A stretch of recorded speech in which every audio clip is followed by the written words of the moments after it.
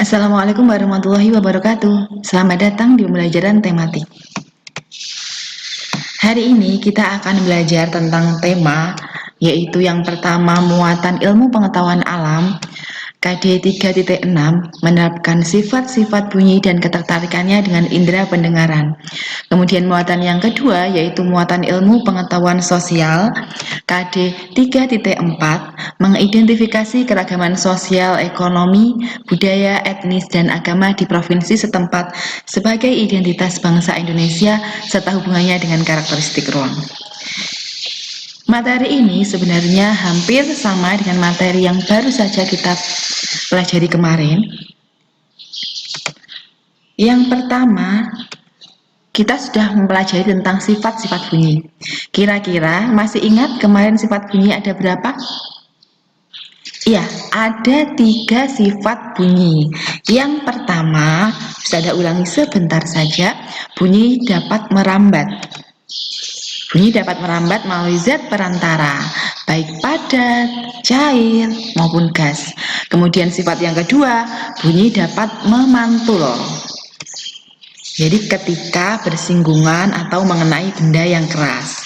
Kemudian sifat bunyi yang ketiga adalah bunyi dapat diserap ketika mengenai permukaan benda yang lunak. Kalau kita kemarin sudah belajar tentang bunyi, perambatan bunyi, maka kita sekarang akan belajar tentang pemantulan bunyi. Bagaimana bunyi itu bisa memantul? Bunyi akan memantul jika mengenai benda yang permukaannya keras, sehingga bunyi itu bisa dipantulkan. Kemudian, bunyi itu disebut bunyi pantul. Sekarang, coba kamu berdiri di depan dinding atau tembok, atau di dalam ruangan yang sempit dan itu dikelilingi oleh dinding. Silahkan berteriak. Ketika kamu berteriak, pasti nanti kamu akan mendengar ada bunyi pantul dari suaramu sendiri. Jadi seperti ini. Gambar ini menunjukkan bahwa ketika seorang anak ini mengeluarkan suara, ini arah bunyi bergerak, suaranya atau bunyinya bergerak mengenai dinding, kemudian akan dipantulkan kembali oleh dinding tersebut. Boleh dicoba di rumah ya. Hal ini menunjukkan bahwa bunyi dapat memantul. Kemudian, sekarang kita akan belajar macam-macam bunyi pantul. Kira-kira bunyi pantul itu ada berapa ya? Yang pertama, dinamakan gaung. Apa itu gaung? Gaung adalah bunyi pantul yang terdengar hampir bersamaan dengan bunyi asli. Jadi, semisal kamu meneriakkan gitu. Jadi, ketika kamu meneriakkan bunyi A, maka ada bunyi pantul yang juga mengatakan A tapi hampir bersamaan.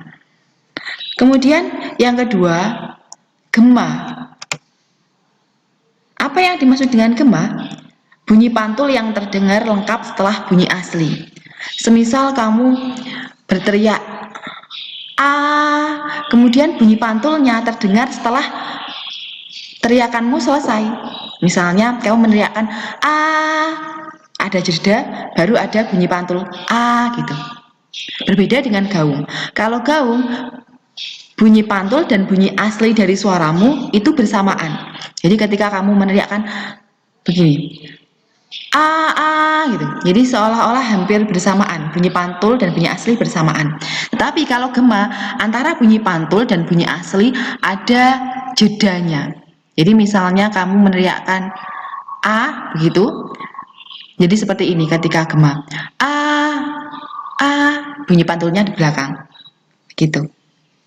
Jadi bunyi pantul dan bunyi asli itu hampir ada jedanya sebentar. Jadi bunyi pantul terdengar lengkap setelah bunyi asli. Kalau gaung, bunyi pantul terdengar hampir bersamaan dengan bunyi asli. Bunyi asli itu bunyi suara kamu, asli gitu ya. Sekarang kita bahas satu persatu, gaung atau keredam. Jadi gaung itu nama lainnya keredam. Bunyi dipantulkan oleh dinding yang jaraknya tidak jauh dari sumber bunyi. Jadi seperti tadi Ustazah ceritakan, ketika kamu berteriak di ruangan yang tidak terlalu besar atau mungkin di ruangan besar tapi dikelilingi oleh tembok. Nah, ketika kamu mengucapkan satu kata atau meneriakkan satu kata, maka akan ada bunyi pantulnya. Nah, menyebabkan bunyi pantul datang hampir bersamaan dengan bunyi asli. Hampir bersamaan. Sehingga suara bunyi pantul itu terdengar tidak jelas. Contohnya di mana?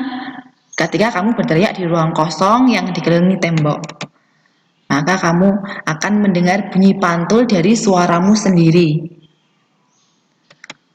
Kemudian, sekarang kita belajar tentang gema. Gema itu bagaimana? Gema itu bunyi dipantulkan oleh dinding yang jaraknya jauh dari sumber bunyi. Jadi jaraknya jauh dari sumber bunyi. Menyebabkan bunyi pantul datang setelah bunyi asli, seperti yang sudah saya terangkan. Sehingga bunyi pantul lengkap, terdengar lengkap dan jelas sudah bunyi asli. Contohnya di mana? Apabila kita di depan tebing, jadi kita berteriak di depan tebing yang cukup jauh jaraknya. Nah, ini gambarnya. Kita berteriak di depan tebing. Jadi ketika kita meneriakkan aku, misalnya aku.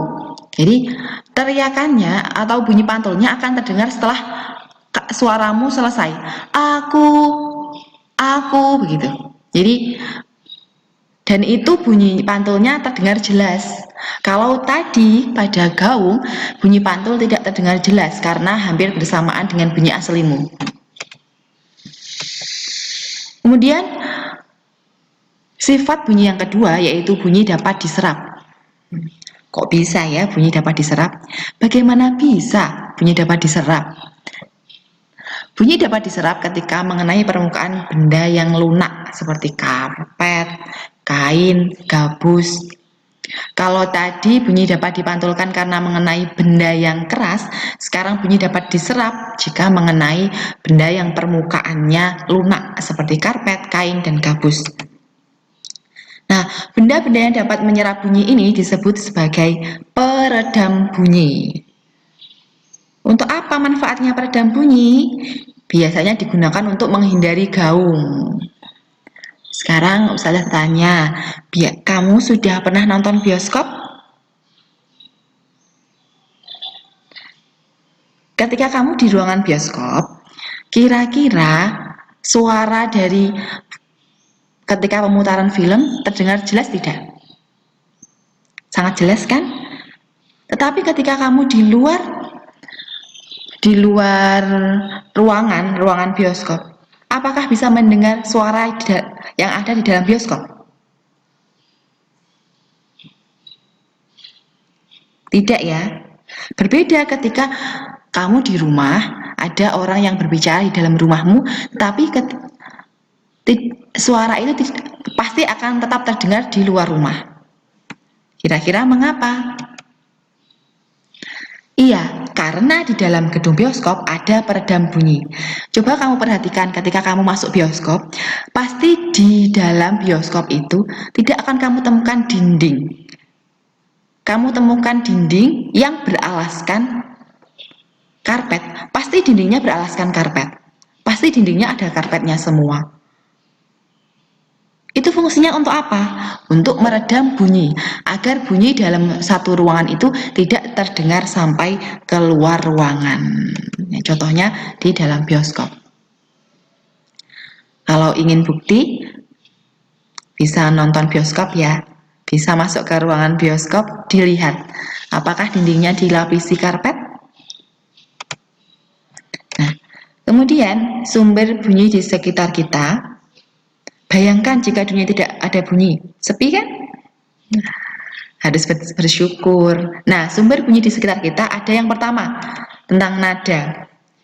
Bunyi yang teratur. Jadi nada itu bunyi yang teratur. Contohnya apa?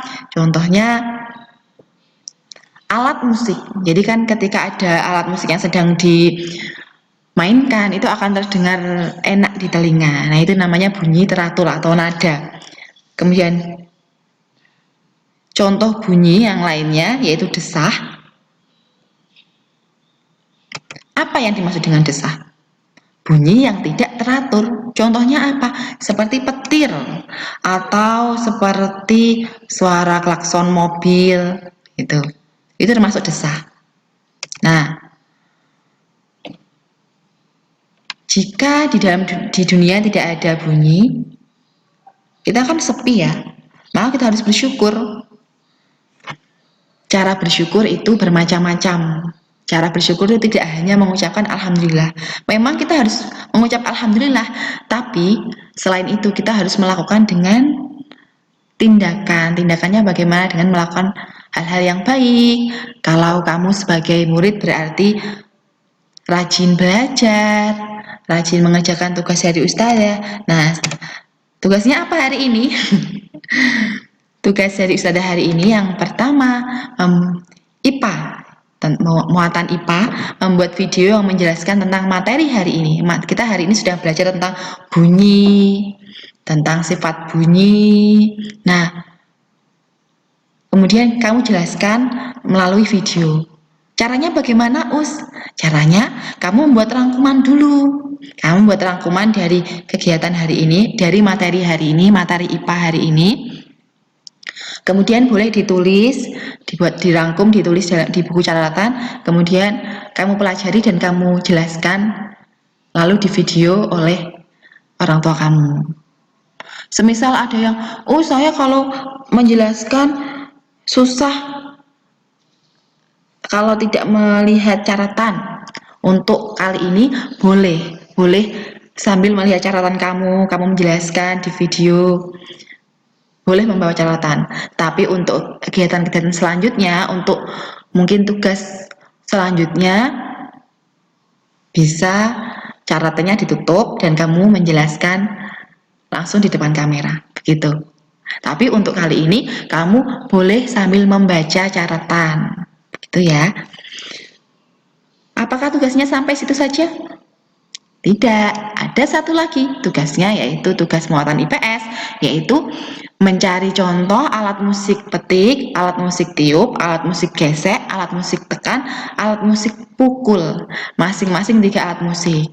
Dan jika ditambah alat musik tradisional itu berasal dari mana, ditambah daerah asal alat musik itu, tambah bagus.